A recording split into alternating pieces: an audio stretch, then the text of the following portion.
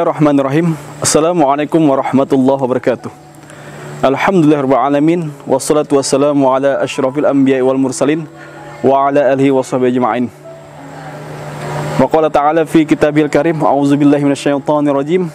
Wa anfiqu mimma razaqnakum min qabli ay ya'ti ahadakumul maut wa yaqulu rabbi laula akhartani ila ajalin qarib fa asaddaqu akum minas sholihin. Shadaqallahul azim. Para pemirsa yang budiman yang dirahmati Allah Subhanahu wa taala. Terkait dengan ayat tersebut mengkisahkan atau menjelaskan tentang yang mana maknanya adalah dan infakkanlah sebagian harta yang telah kami berikan kepadamu sebelum datang kematian menghampiri salah seorang dari kalian.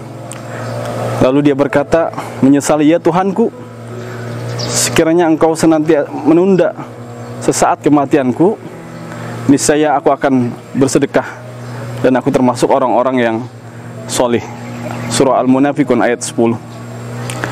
Terkait dengan ayat ini, ada sebuah riwayat kisah menceritakan salah seorang sahabat Nabi di zaman Nabi yang ketika akhir hayatnya, ketika sakaratul mautnya, dia menyesali, yaitu yang bernama Sauban.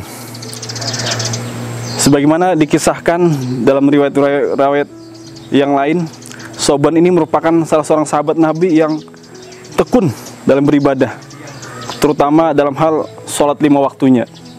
Bahkan beliau itu sering menempati salah satu tempat dalam masjid, di pojokan masjid untuk paling dahulu menempati posisi di pojokan masjid dibanding dengan sahabat-sahabat yang lainnya.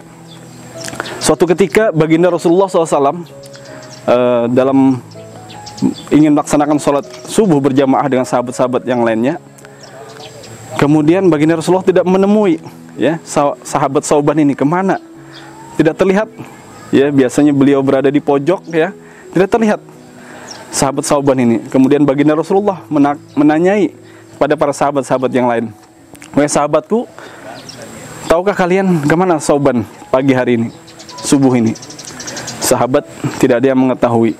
Sambil menunggu baginda Rasulullah untuk melaksanakan sholat subuh berjamaah, sampai sholat subuh itu tertunda beberapa saat, namun Sauban juga tidak terlihat. Kemudian baginda Rasulullah dan sahabat-sahabatnya melaksanakanlah sholat subuh berjamaah. Selesai sholat subuh berjamaah, kembali baginda Rasulullah menanyakan, wahai sahabatku, apakah Sauban sudah berada di tengah-tengah kita? Ternyata belum ya Rasulullah, kata sahabat yang lainnya. Apakah salah seorang di antara kalian mengetahui rumah kediaman Sauban? Ya Rasulullah, saya mengetahuinya. Kemudian selepas sholat subuh, baginda Rasulullah dan sahabatnya berkunjung ke rumah Sauban. Ternyata dari masjid baginda Rasulullah menuju ke rumah Sauban itu perjalanan kurang lebih 3 jam, berjalan kaki kurang lebih 3 jam. Sampailah baginda Rasulullah ke rumah kediaman Sauban. Kemudian Rasulullah bertamu dan ternyata memberi salam, dan yang membukakan pintu adalah istri Sauban sendiri. Kemudian baginda Rasulullah menanyakan, wahai fulanah, kenapakah sahabatku yang bernama Sauban tidak hadir untuk sholat subuh berjamaah pada hari ini? Kemudian istrinya menjawab, ya Rasulullah, ajal lah yang menghalanginya untuk tidak sholat subuh pada hari ini. Hari ini suami saya dipanggil menghadap Allah Subhanahu wa taala. Namun ya Rasulullah, ada sesuatu hal yang aku bingung, menjelang sakaratul mautnya suamiku ini, Sauban ini, berteriak-teriak 3 kali, jikalau lebih jauh, jikalau yang baru, jikalau semuanya. Ini terus ya Rasulullah yang diulang-ulang oleh suamiku. Namun aku tidak mengetahui apa maksud dari ucapan-ucapan itu. Kemudian baginda Rasulullah menjelaskan, karena memang baginda Rasulullah diberikan pengetahuan, ilham oleh Allah Subhanahu wa taala. Wahai fulanah, ketahuilah bahwasanya Sauban ini, suamimu ini sebelum dia meninggal banyak amal ibadah yang dia kerjakan. Tadi dia mengatakan jikalau lebih jauh, ya sebagaimana kita ketahui bahwa Sauban ini berangkat dari rumahnya ke masjid itu kurang lebih 3 jam perjalanan. Seandainya ya dia lebih jauh lagi dari itu, maka Allah lebih memberikan ganjaran pahala yang berlipat ganda, kenikmatan-kenikmatan yang Allah berikan. Ya itu dilihatkan Allah ketika menjelang sakaratul mautnya. Itulah kenapa dia mengatakan jikalau lebih jauh lagi.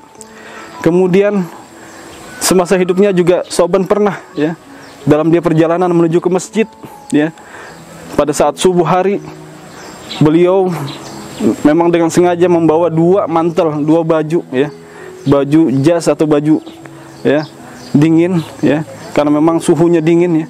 Kemudian dalam perjalanan sahabat Sauban ini ya melihat ada sahabat yang lain yang kedinginan, yang menggigil ya, bahkan terbaring ya, menuju perjalanan menuju masjid. Kemudian karena Sauban membawa 2 pakaian ya, mantel, akhirnya pakaian yang biasa dia pakaikan dan pakaian yang baru itu yang dia pakai. Pakaian yang biasa dia pakaikan itulah yang dia berikan pada sahabat yang tadi membutuhkan. Nah, itu ganjaran itu diberikan, lihatkan Allah ketika menjelang akhir hayatnya.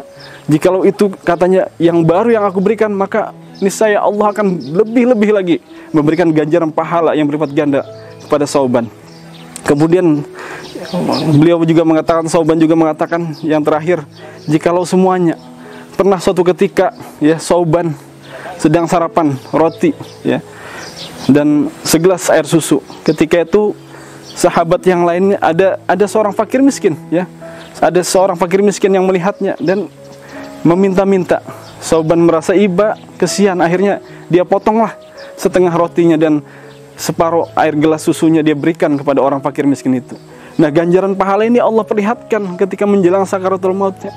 Jikalau semuanya yang dia berikan, yang dia kasihkan kepada orang fakir miskin ini, maka ganjaran Allah, ganjaran pahala, kenikmatan Allah yang Allah berikanlah yang didapat oleh Sauban. Itulah kenapa Sauban mengatakan itu, jikalau lebih jauh lagi, jikalau ya, yang baru dan jikalau semuanya.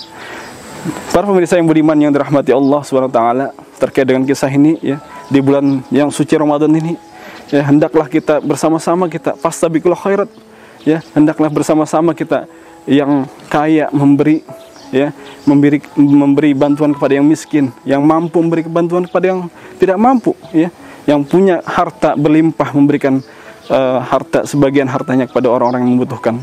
Mudah-mudahan kisah singkat ini bermanfaat buat kita semua. Kami akhiri, subhanakallahumma wabihamdika asyhadu an la ilaha illa anta astaghfiruka wa atubu ilaik. Assalamualaikum warahmatullahi wabarakatuh.